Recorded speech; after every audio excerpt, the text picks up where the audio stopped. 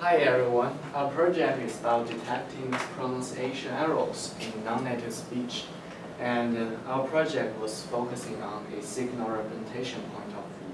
And I'm Guanlong, this is Basin, and that's Xiaojing. So, as we all know, detecting pronunciation error is a critical component in computer-aided language learning. So essentially, this kind of technique can provide a real-time feedback to a language learner to make them be aware of the mistakes they made. So this can help them better learning the language skills.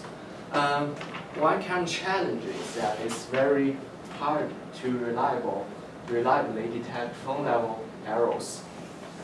So therefore, our objective in this project is to first develop mispronunciation error detector based on a teacher's utterance, which is spoken by a native speaker, and we use that teacher's utterance as a reference to highlight the errors in the same sentence spoken by a non-native speaker.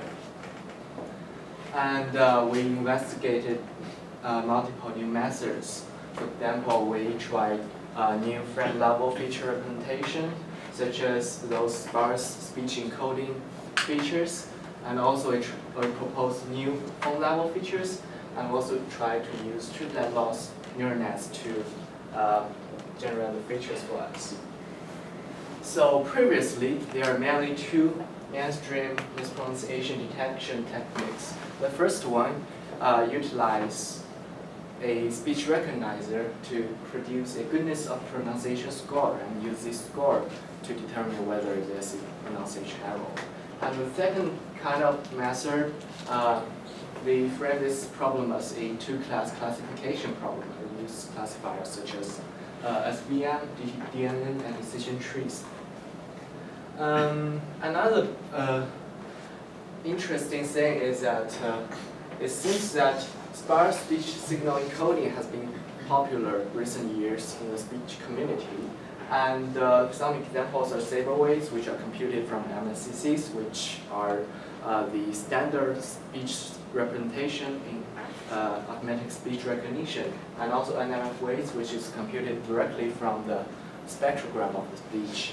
The advantages of these features is that they are supposed to be speaker independent and contains linguistic content, so we may be able to use these features to get better mispronunciation detection.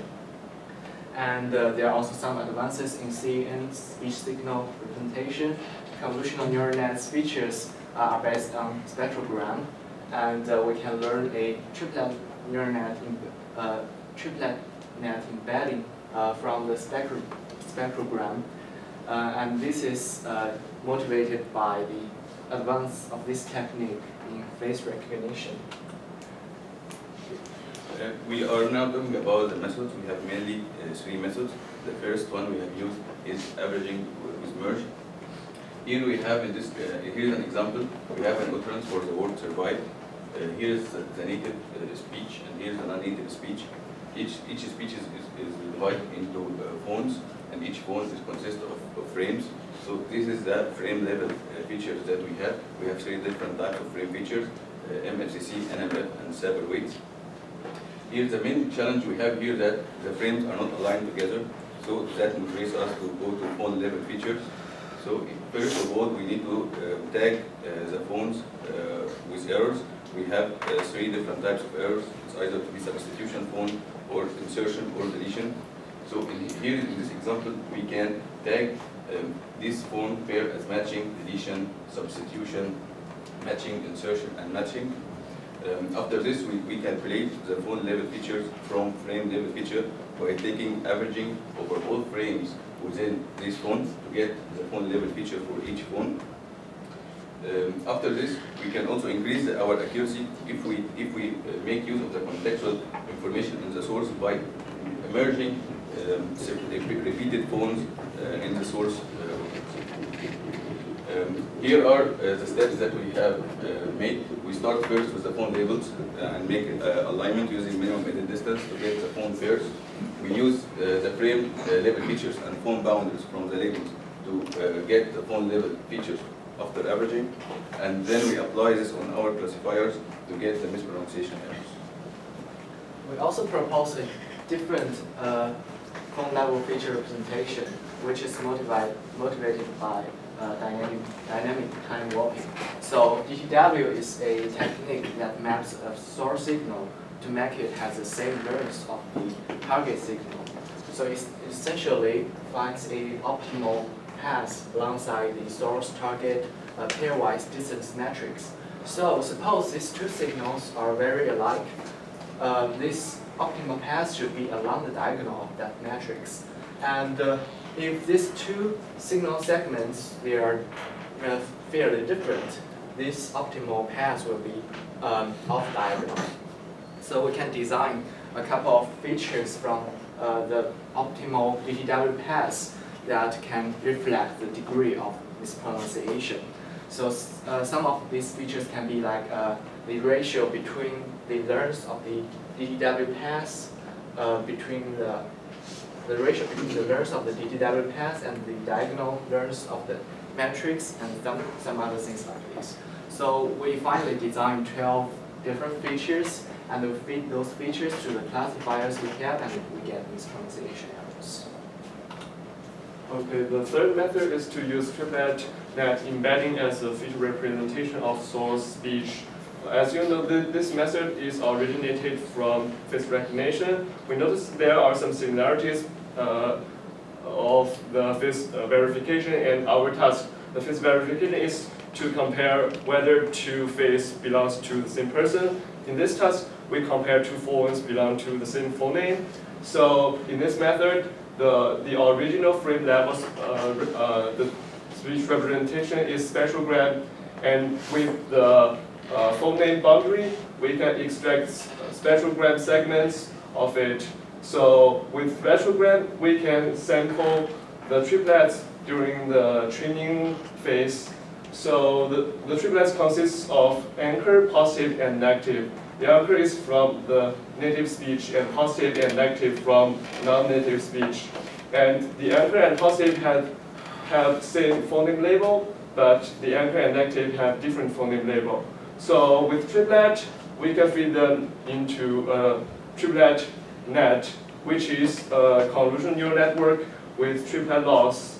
The triplet loss is to minimize the distance between the anchor and positive, and maximize the distance between the anchor and negative, and force them with a margin of alpha. So by minimizing the triplet loss, we can learn a Euclidean embedding of the source data, such that we can just compute the distance, the Euclidean distance between them, to compute the similarity of them. So with the model in the testing phase, we can just feed the source, that is the native speech and non-native speech, into the neural network, and we can generate the Euclidean embedding of them. So we can just compute the Euclidean distance of them and compare the distance with the thresholding. Then we can detect if there is mispronunciation errors. As for our dataset, we used a dataset of two speakers. One is the native English speaker, the other is a non-native speaker, which has the Spanish accent. So for each speaker, we have 386 utterances, which are phonetically transcribed. And among the dataset, there are totally 11,000 phonemes, which have the phoneme distribution as the graph. So all of them, among them, there are 71% of matches pairs, and the others are errors. So there are three kinds of errors in it. From the figure, you can find that the substitution error plays the most important part. So in this project, we just focus on the substitution errors. And here's some specific parameters of the representation of the original data. And here's are the four kinds of features in the frame level. And Another thing is that there are a lot of annotation errors in this data set, so that can be a problem in our results. So for our results, we have used different classification methods such as SVM, quadratic, KNN, and specialty. We have used 5-fold cross-validation. We are here presenting the results for different combinations of our system. We have used different phone level features and different frame level features for the first 9 systems, and the last one is the third method of the triplet net.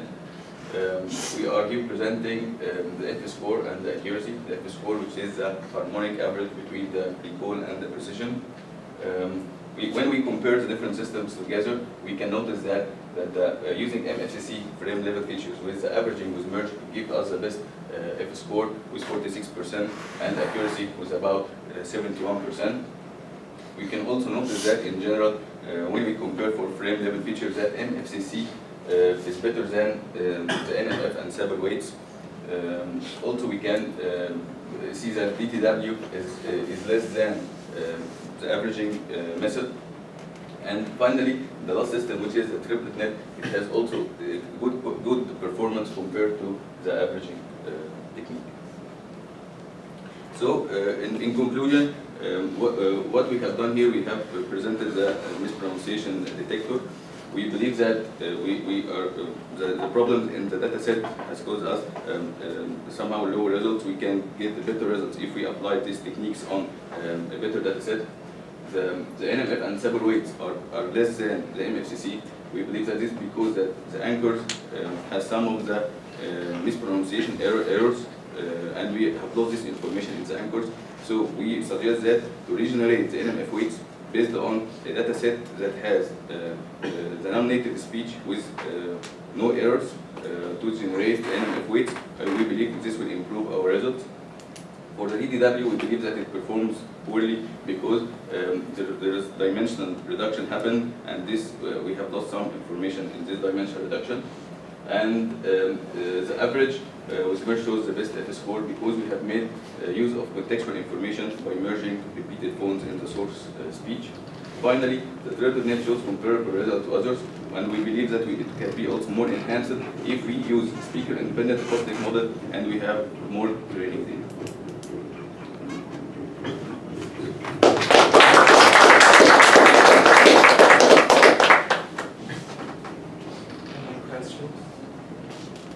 So can you go to your results slide?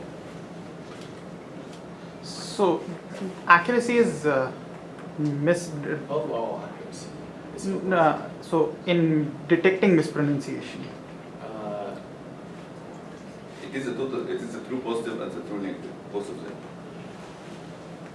Of what? Like what are you? So you're trying to. So for each frame pair, for each phone pairs in the training data set, we have a label, and we compute the accuracy based on that label.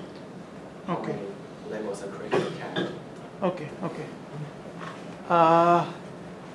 And when you say it's a combination, so it's which classifier are you presenting there? It's a combination of all, or? Because for each combination of frame level feature and phone level feature, the classifiers perform differently. So you just select the best performing Okay. Results of each combination. Okay. Any other questions?